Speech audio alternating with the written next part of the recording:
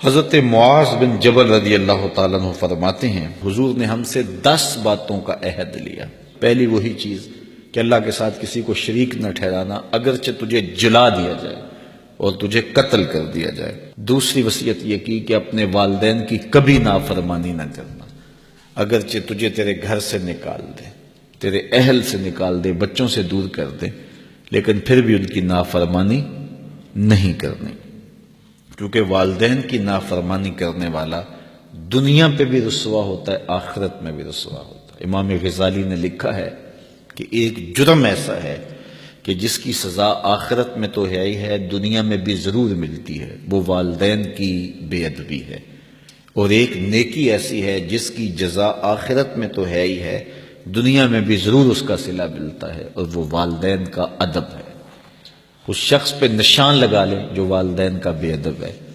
آپ اس کو ذلیل و رسوا ہوتا ضرور دیکھیں گے، اور اس شخص پہ بھی نشان لگا لیں جو والدین کا مؤدب ہے، فرما بردار ہے، اس کی پگڑی کا کلس کبھی نیچا ہوتا نہیں دیکھیں گے آپ۔ تو والدین کے ساتھ اس نے سلوک کرنے کی تلقین کی گئی۔ حضور نے تیسری وصیت یہ کی کہ فرض نماز جان بوجھ کے ترک نہ کرنا، جس نے جان بوجھ کے فرض نماز ترک کی اللہ اس سے اپنا ذمہ اٹھا لیتا ہے۔ اللہ کا ایک ذمہ ہوتا ہے جو بندوں کا اس نے لیا ہوتا ہے اپنے محض کرم سے، تو پھر وہ ذمہ اٹھا لیتا ہے۔ پھر وہ دیکھیے اللہ ذمہ اٹھا لے تو پھر وہ سوائے ذلیل ہونے کے اور کیا اس کا مقصود ہوگا، تو ذلت ہی ذلت اس کا مقدر ہوگا۔ اللہ اکبر۔ آج ہم کہتے ہیں پوری دنیا کے اوپر کہ مسلمان کیوں ذلیل اور کیوں رسوا ہو رہے ہیں، 5-7% مسلمان جو ہے وہ نمازی ہیں، تو پھر جب یہ حالات ہوں گے تو پھر اللہ اپنا ذمہ اٹھا لے گا۔ جب وہ اپنا ذمہ اٹھا لے گا تو پھر ہمیں جو مرضی توڑے، جو مرضی مارے، پھر اس کا ذمہ اٹھ گیا تو وہ ذمہ ہم سے اٹھا لیتا ہے اگر ہم اس کے حضور سجدہ ریزیاں نہیں کرتے۔ اور یہ بھی حضور نے وصیت کی کہ کبھی شراب نہیں پینی، اس لیے کہ ہر بے حیائی کی جڑ ہے، اور فرمایا معصیت سے، گناہ سے بچنا،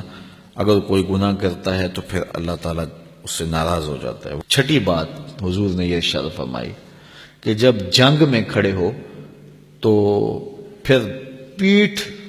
دکھا کے بھاگنا نہیں ہے، اگرچہ لوگ کٹ کٹ کے گر رہے ہوں تو میں صلی اللہ العافیہ، اللہ سے عافیت مانگو، یعنی اللہ سے مانگو عافیت، بیماری نہ مانگو، آزمائش نہ مانگو، مشکل نہ مانگو، لڑائی نہ مانگو، جنگ نہ مانگو، لیکن اگر پڑ جائے تمہارے اوپر تو پھر استقامت دکھاؤ، پھر بھاگنا نہیں ہے، اور یہ کبائر میں سے جنگ سے بھاگ جانا۔ تو فرمایا کہ اگرچہ لوگ کٹ کٹ کے گر رہے ہوں تو جنگ سے بھاگنا نہیں ہے، اور یہ بھی وصیت لی کہ کسی جگہ پہ کوئی بیماری آ جائے اور لوگ موت کا شکار ہو جائیں تو پھر ثابت قدم رہنا ہے، وہاں کو چھوڑ کے بھاگنا نہیں ہے۔ اور 8ویں وصیت حضور نے یہ لی کہ اپنے اہل و عیال پر، اپنے بچوں پر، اپنی بیوی پر اپنی استطاعت کے مطابق کھل کے خرچ کرو، بخل نہ کرو، ان سے ان کی ضروریات کو صحیح پورا کرو۔ اور 9ویں حضور نے یہ وصیت کی کوڑا لٹکا کے رکھو، ان کو ادب سکھانے کے لیے، دین سکھانے کے لیے، اور ان کو اچھائیوں کا خوگر بنانے کے لیے، برائیوں سے بچانے کے لیے باپ گھر کے اندر جو ہے وہ کوڑا لٹکا کے رکھے، چھڑی لٹکا کے رکھے۔ یعنی مطلب کیا کہ اولاد کو پتہ ہو کہ اگر ہم نے نافرمانی کی اور اللہ کے حکموں کو توڑا، ہم نماز نہ پڑھی، تو پھر یہ ہمارے اوپر ڈنڈا برسے گا بھی۔ تو ان کو جو ہے وہ اس طرح ان کے اوپر جو ہے یہ پریشر رکھو۔ اور 10ویں وصیت یہ کی کہ ان کے سینے میں اللہ کا خوف، اللہ کی خشیت پیدا ہونی چاہیے۔ جس سینے میں اللہ کی خشیت ہوتی ہے اس سینے میں کسی اور کا ڈر نہیں ہوتا۔